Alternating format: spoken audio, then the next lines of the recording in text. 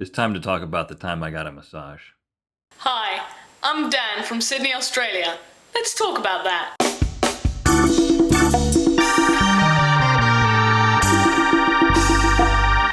Good Mythical Morning. This episode is brought to you by the RhettandLink.com/store, where you can get the mythical shoe like this one that I have on my foot. The only shoe worthy of outfitting an Australian wedding party. John and Allison got married in Australia. And all the groomsmen wore the mythical shoe, the blue and green mythical shoe. Thanks, John and Allison. We wish you our mythical best. In your mythical marriage. Okay, is this going to be awkward?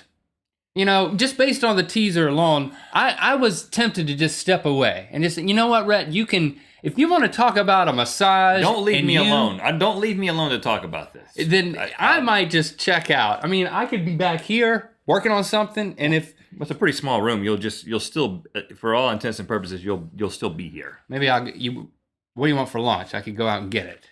Is it going to be one of those? Well, maybe. I don't know. I mean, I just, I want to be open and honest. And now, this is not one of those walking through the mall and there's the three, you see those weird seats with the hole in the middle of the headrest, and then you see some guy awkwardly slumped over, and then some woman is giving him a massage right there for everybody to see in the mall. Is this one of those stories? It is not one of those stories, and here's why it's not one of those stories. Now, listen, I'm tall. I have back problems. I hurt my back on a pretty regular basis. I actually really hurt my back over the summer when we were making a commercial for our television show, Commercial Kings on IFC. Yeah. We actually we made a commercial for a pro wrestling school, and we adopted pro wrestling personas, and then I put you in a suplex. And during the suplex, I hurt my back pretty bad. And I'm the one that was 20 feet in the air. I had the easy part, and I'm the one and that I was got being hurt. slammed. Yeah, I was doing a move to you, and I got hurt. That gives you an idea of how bad my back is. Right. So after that show, I was like, I need a massage. But I've never been one of those guys that's like, the mall thing, I don't like. We've talked about how I don't like doing things. I don't even like sleeping in public because I don't know what people think about that. And it's much less getting a massage in public because I just don't like being watched while getting a massage. Yeah, it's just weird. I can understand that. Now, I would do it. I mean, my wife's shopping. I'd love nothing more than to get a massage while she's doing that because I hate shopping. I'll go sit on the bench. But I'll say, the thing that stops me is just the price tag. It's just not worth it because, it's a halfway massage for a full way price. So I've had a full body massage before. Whoa, okay. But done by a professional. It was a gift card. I think for Valentine's Day, Christy gave me a full body massage gift card. So I went in she's not a masseuse. No, she's not. And as long as you embrace it, it's fine.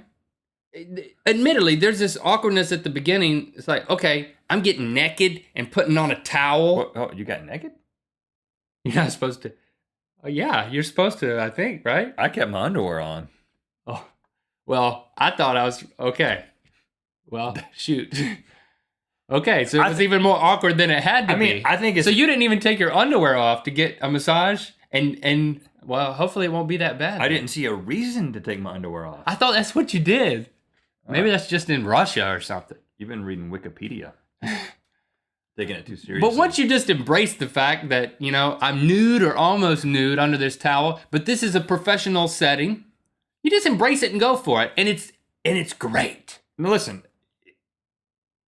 I'm not going to call this experience great, but I will say definitely worth telling about on Good Mythical Morning. What happened? There's a place, I looked it up on Yelp, and it was the closest place to where we were living at the time over in Los Feliz. And it said, special 1 hour massage for $25. That's all. That's really all I needed to know. I was just like, 1 hour? $25?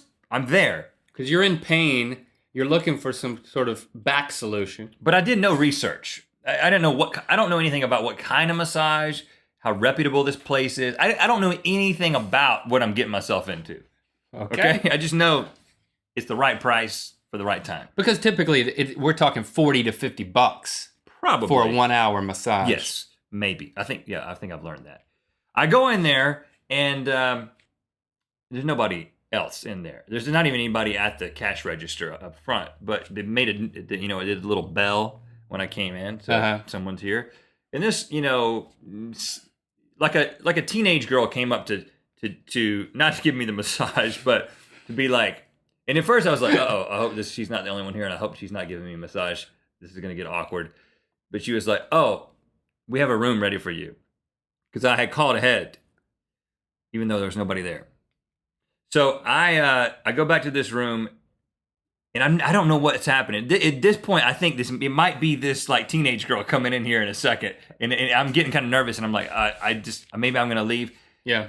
And then my head is face down. But then when I hear the door... And you have underwear and a towel on. Yes, I got a towel on. And I'm face down, and when the door opens, I'm like, first of all, I got to figure out what's going on. The door opens, and I look up, and it's like a 74-year-old woman. Like a 74-year-old Asian woman that I do not believe speaks any English, and she probably is about 4'8". I'm not exaggerating. I'm not being sensational. She's about 4'8", maybe 75 years old. And she's like 4'8". So that, I mean, if you're 6'7", if you stand up, this woman is literally coming up to here. Yeah. On you. And she's like in like almost like a gi. It kind of looked like, but it was black. It was like a and she had nunchucks. No nunchucks. But she like made like a hand motion to me, like, chill out. Hello, whatever. Oh. And so I'm like, okay. So I just put my head back down. I'm like, this is not going to be awkward. I mean, this is a 75-year-old woman here. Right. It's first of all, you're in best case scenario, because if it's a ultra hot, like a model masseuse comes in there, you're a married man. That's not a good situation for you to be in. It's a compromising situation. Yeah. Or if it's if it looks like a hairy pro wrestler, then it's just uncomfortable. Yeah, you don't want that. So you just want a nice professional situation, and it sounds like you're off to a good start. Yes, I like the way you hear this.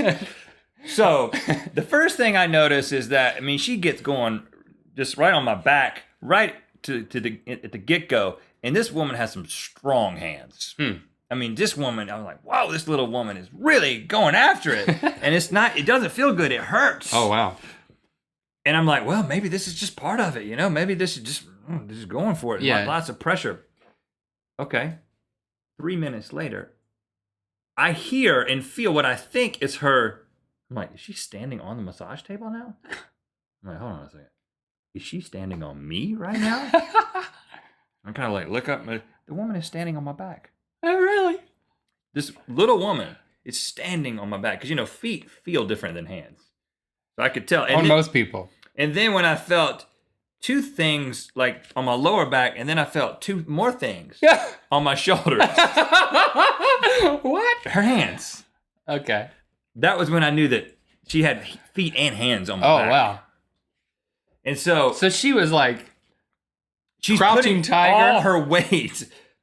She's putting all her weight on me and doing these things. She's giving you the crouching tiger. When I'm afraid to ask, what's the hidden dragon? And it's the like elbows. The elbow and the knee, but it's like so her feet are on your. She's standing on me as if I was a table.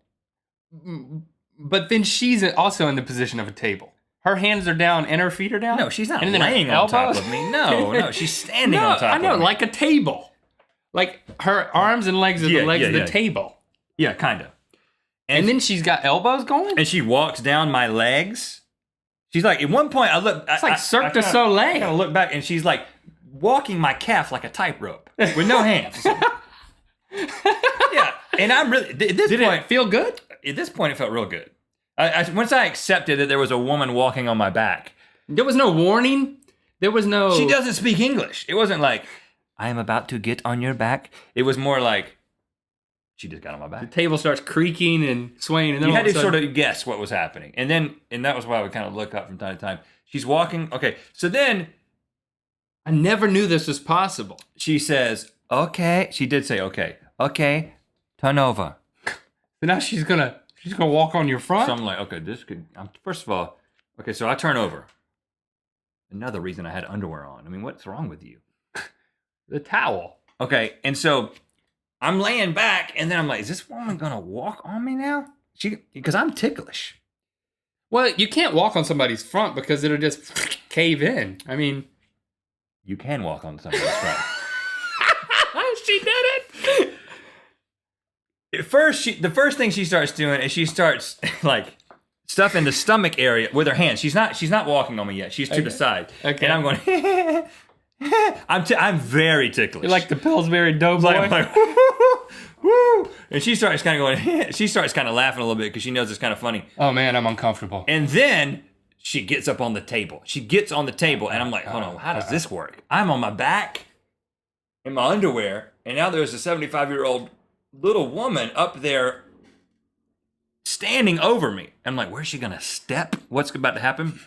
She puts one foot on this thigh and one foot on my other thigh, and she starts kind of like moving her feet back and forth. And I was like, And her hands are like in the air? they're kind of balancing.